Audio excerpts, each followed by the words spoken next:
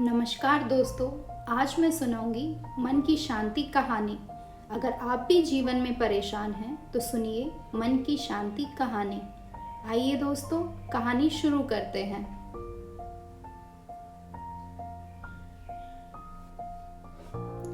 एक गांव में एक साधु रहने आया। साधु ने कठोर तपस्या कर कई सिद्धियां हासिल की थी, इसलिए साधु जल्दी ही इस गांव में और आजू बाजू के गांव में प्रसिद्ध हो गया। इस गांव के पड़ोसी गांव में एक व्यापारी रहता था। व्यापारी धनवान बहुत था, इसलिए उसके पास किसी भौतिक वस्तु की कोई कमी नहीं थी। लेकिन जैसा होता है, हर आदमी कुछ न कुछ कमी महसूस करता ही है। इस व्यापारी को भी मन से शांति नहीं थी।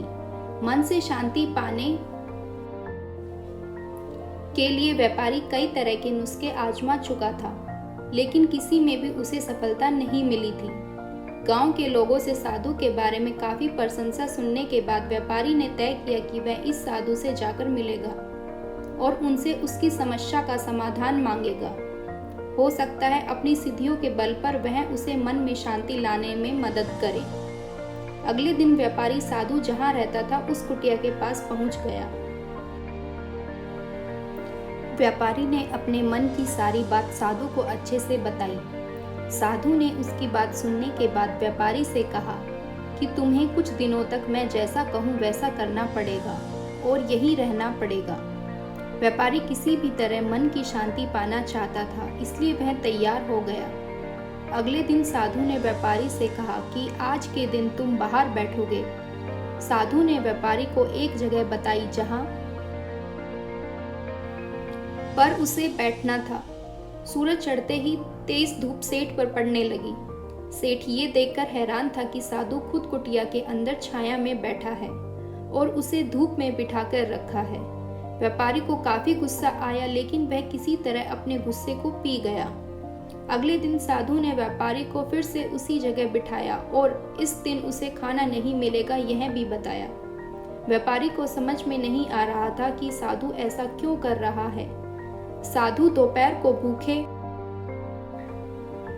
व्यापारी को सामने बैठकर ही अच्छा भोजन खाने लगा। जैसे तैसे व्यापारी ने पूरा दिन तो बिता दिया, लेकिन भूख और गुस्से के मारे व्यापारी को पूरी रात नींद नहीं आई।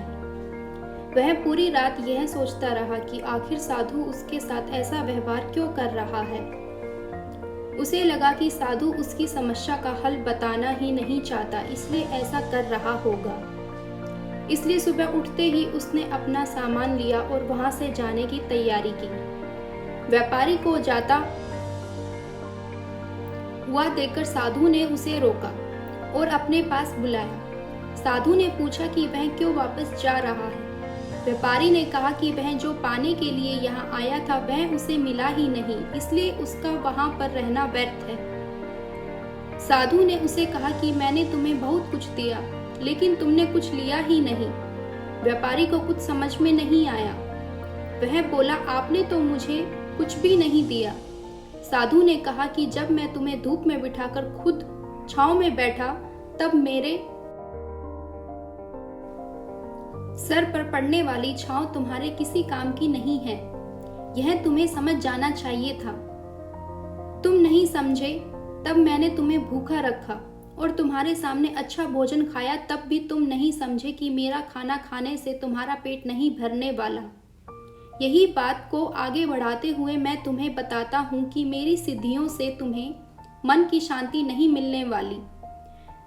जैसे तुमने अपने परिश्रम से धन, नाम, रुतबा सब कमाया है, वैसे ही तुम्हें अपने मन की शांति भी खुद ही कमानी होगी।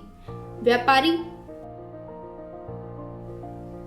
साधु की बात समझ गया और उसने साधु से कहा कि मैं यहाँ किसी ताबीज या किसी वस्तु को पाने की आशा से आया था, लेकिन आपने मुझे उससे भी कीमती चीज दे दी। उसने साधु को धन्यवाद किया और खुशी खुशी अपने घर वापस लौट गया। दोस्तों, हमारे जीवन की परेशानियां हम ही हल कर सकते हैं। हाँ, किसी और से हम उन्हें हल करने का रास्ता जरूर जान सकते हैं, लेकिन कोई और व्यक्ति उन्हें हमारे लिए कभी हल नहीं कर सकता। धन्यवाद।